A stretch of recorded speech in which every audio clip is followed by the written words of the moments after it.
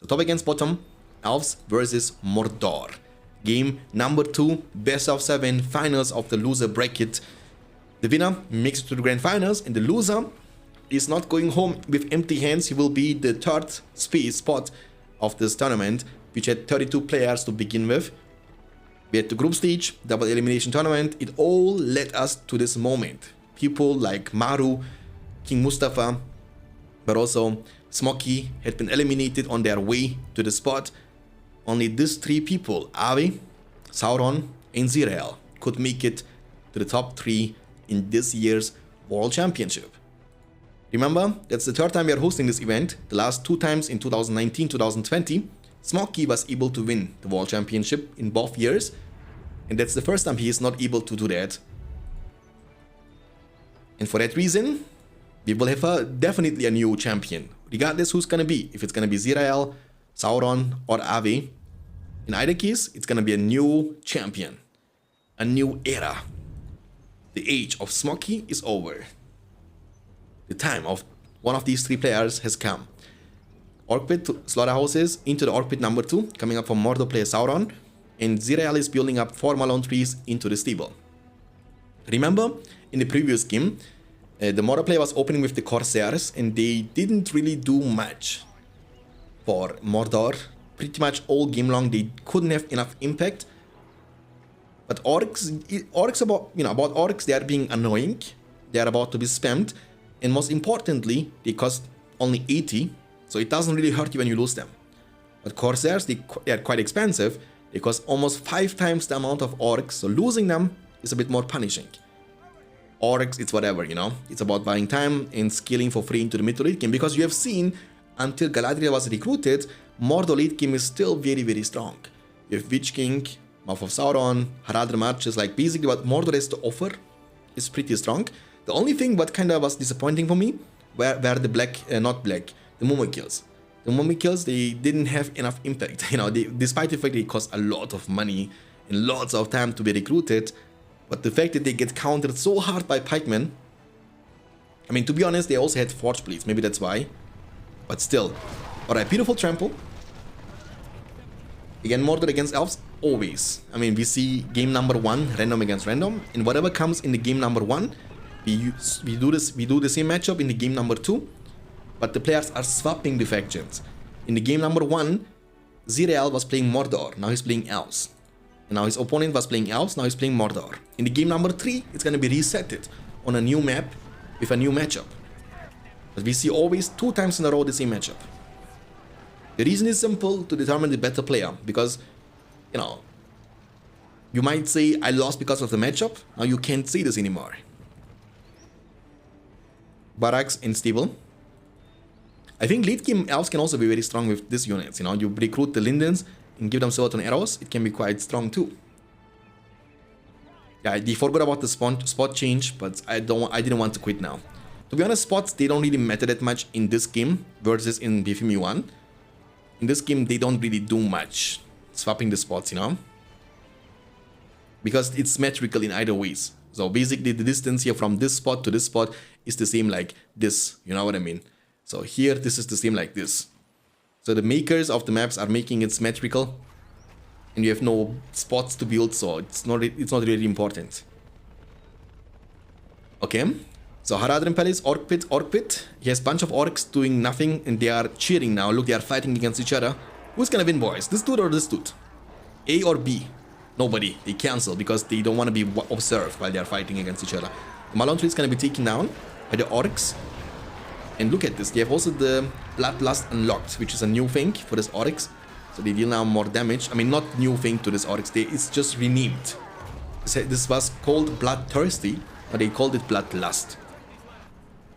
Stable, level 2 for the Lindens, but Mordor is putting good amount of pressure with orcs exclusively, and so far Mordor is also untouched. He's gonna creep this too, simultaneously, and Elves not starting on a good foot. Eisengasm, my friend, what's up? Dude, Eisengasm, man, you need to watch the previous game. Oh, there was Fiesta game, we have seen Flood, Sunflare, Balrog, Rain of Fire, Galadriel, Attack Trolls, Momo kills, I don't know, level 10 Mouth of Sauron, Eisengasm, Witch King level 8, Thranduil level 9.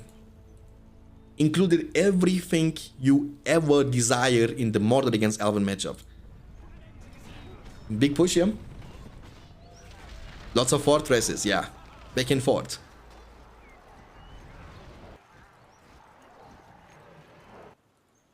Four power points and 3 power points. Mordor is definitely starting on a good foot.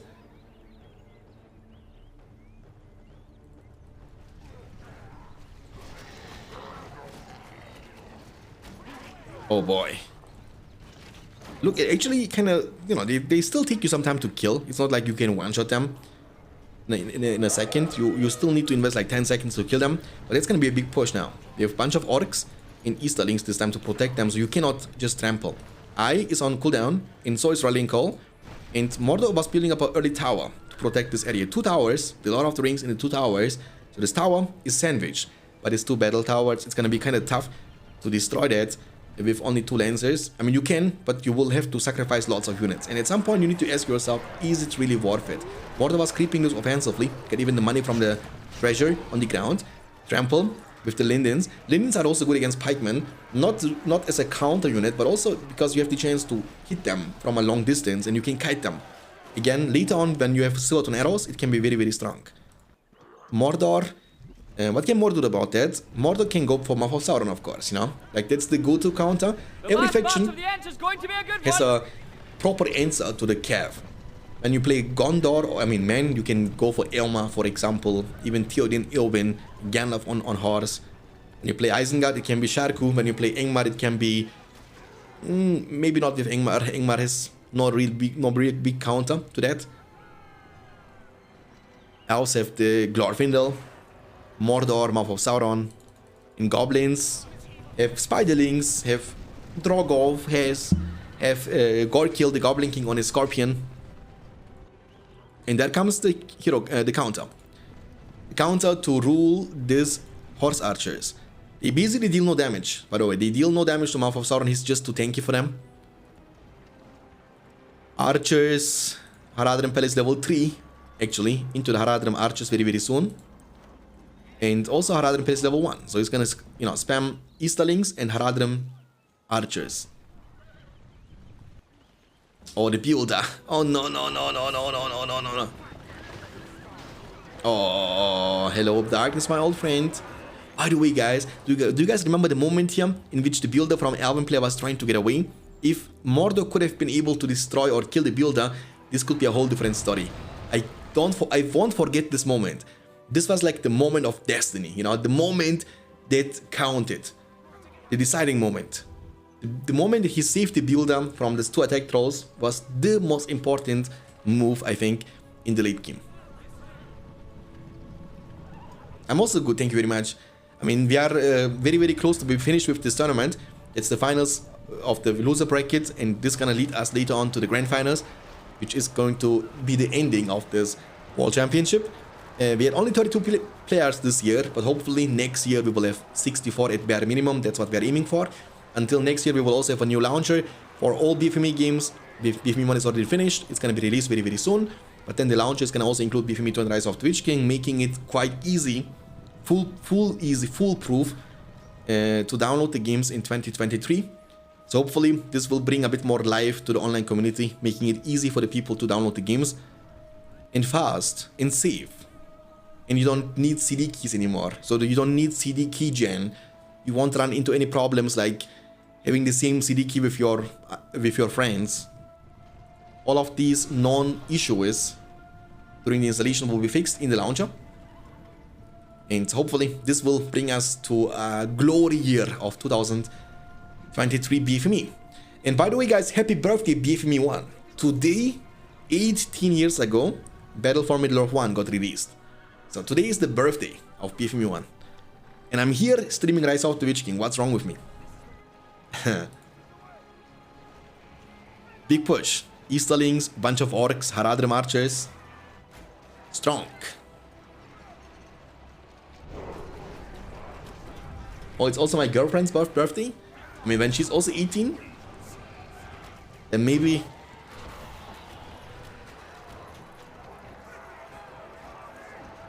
I mean, it's my favorite game, right? It's my favorite game series. I like this.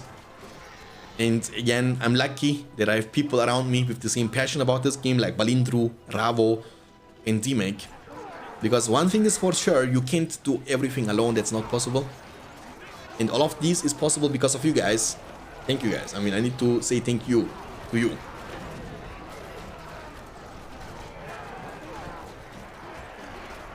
Now she's older than that, but I was expecting to say younger, and I wanted to say, hey man, Eisen, yes, you can do this. Level 4. I mean, Mordor is doing a phenomenal job. Look at the camping situation. Archers, Haradrim archers dealing free damage. Do you see the positioning? It's very important with the Easterlings.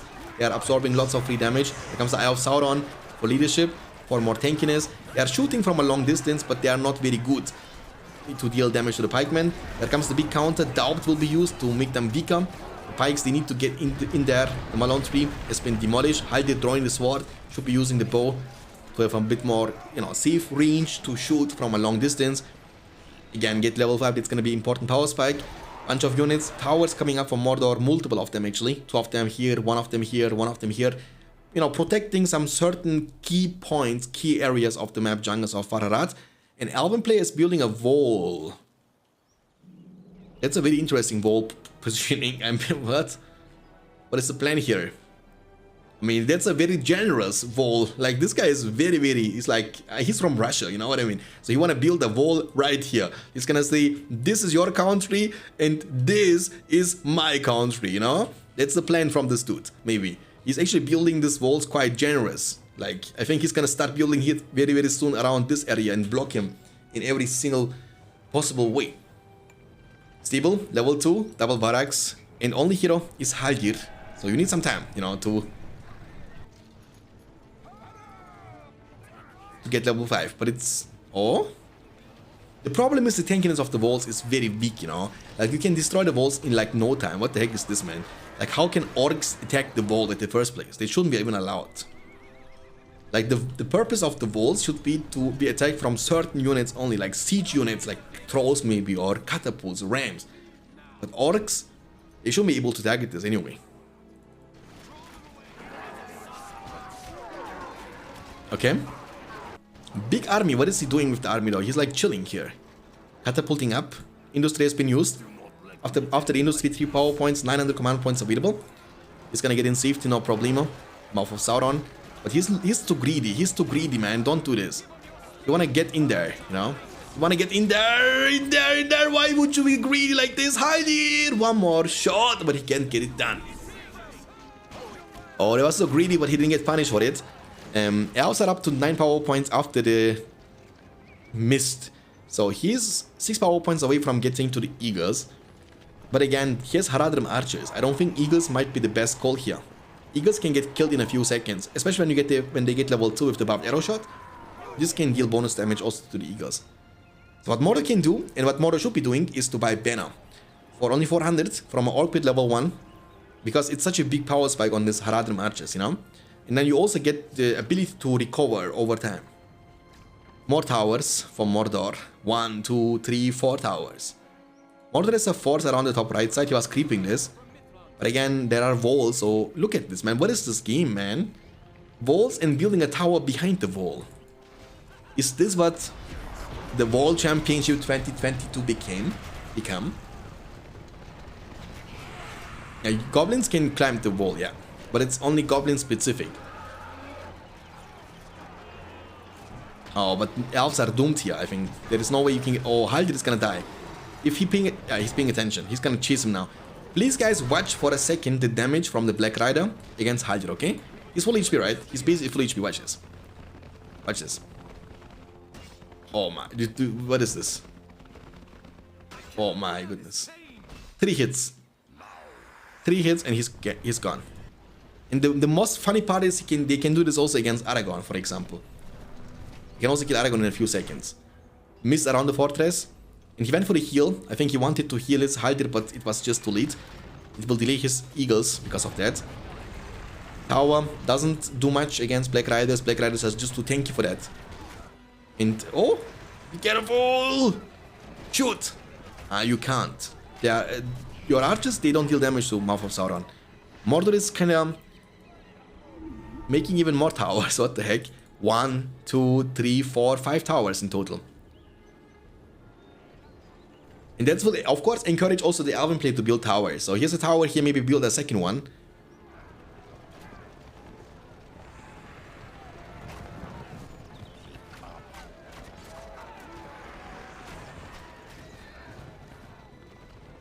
I mean, is it all, but is it just me, or do I have the feeling that they don't take any damage from horse archers? Like, no damage at all. The Black Riders.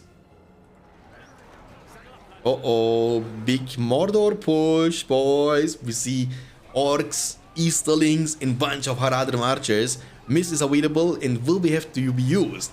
There comes the statue, but again, there is a leadership nullifying effect like Daubt. Trampling into the war chanted units is a big mistake. But he has not many Easterlings around this area. Maybe you can trample this one more time. It's a big push though. Big push. Mist is going to be used. It will nullify leadership bonus from the Eye of Sauron.